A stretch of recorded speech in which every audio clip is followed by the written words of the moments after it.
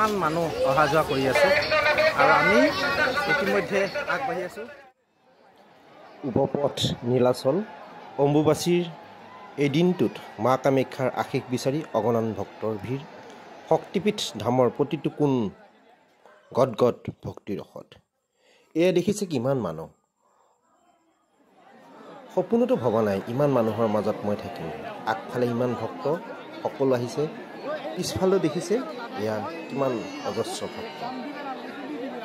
শক্তিপীঠ মা কামাখ্যা এবাৰ দৰ্শন কৰাৰ হাবিয়াসলৈ এনেধৰণে ভিৰৰ মাজতো হ'লেও আহি উপস্থিত হৈছে তেওঁলোক। ইয়াৰ পিছত আহি মই মা কামাখ্যাৰ মন্দিৰত এনেদৰে পৰিভ্ৰমণ কৰিলোঁ তিনিবাৰ। এক সুকীয়া আমেজ, সুকীয়া অভিজ্ঞতা।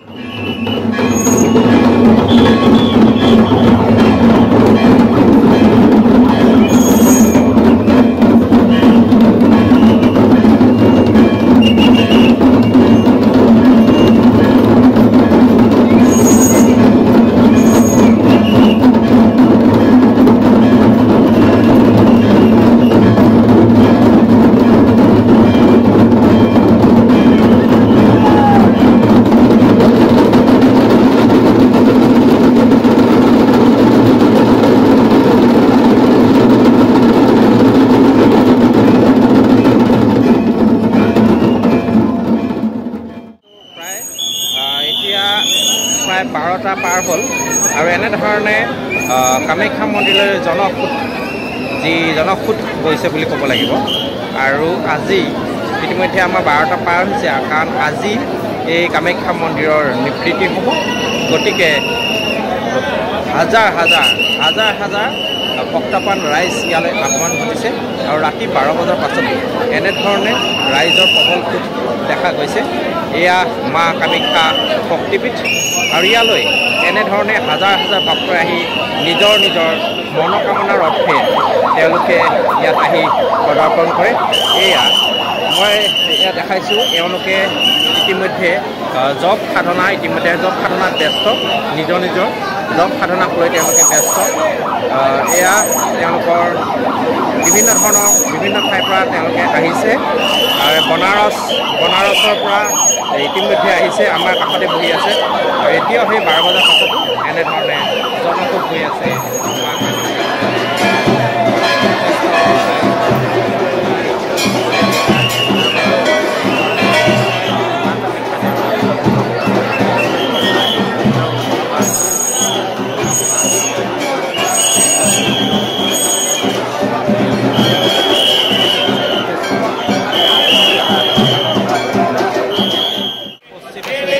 ৰাতি প্ৰায় 1:30 বাজিলে, এতিয়াও এনেধৰণে কামাখ্যা মন্দিৰত ভক্তসকলৰ সোঁত ইতিমধ্যে বৈ আছে আৰু ইয়াতে ইতিমধ্যে আপোনালোকে মোৰ পিছফালে দেখিব পাইছে।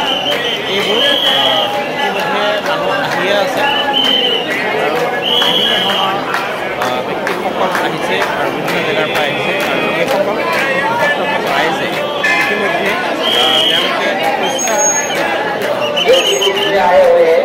संजय राय, रोटी से आए हुए संजय राय, आपको ढूंढते हुए কামাখ্যা আজি নিবৃত্তি হ'ব। এতিয়া বৰ্তমান আমি ৰাতিপুৱা নিবৃত্তি শেষ হোৱাৰ পিছত মা কামাখ্যাৰ দৰ্শন কৰি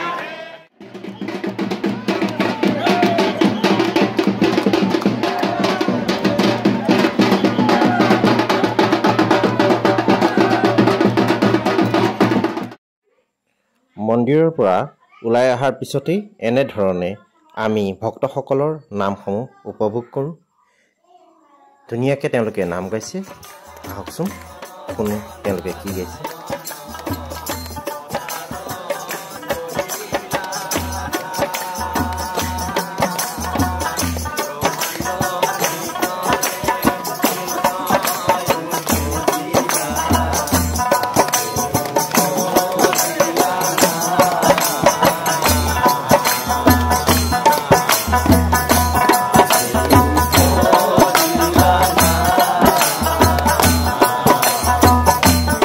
Oh!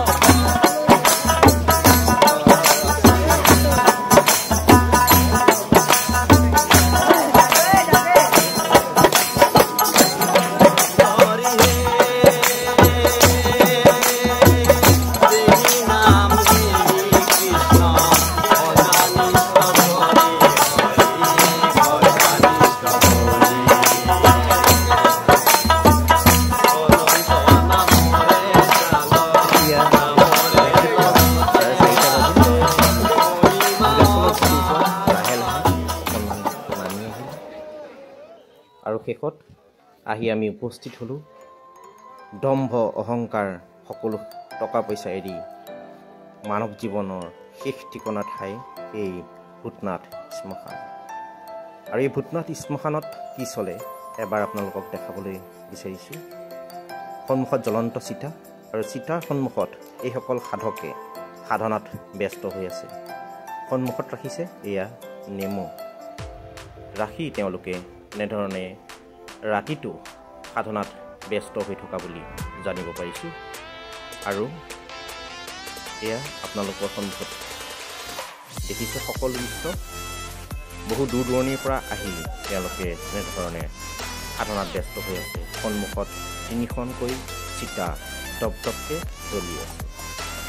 মানুহৰ শেষ ঠিকনাৰ ঠাই এইকণ। এয়াই হৈছে ভূতনাথ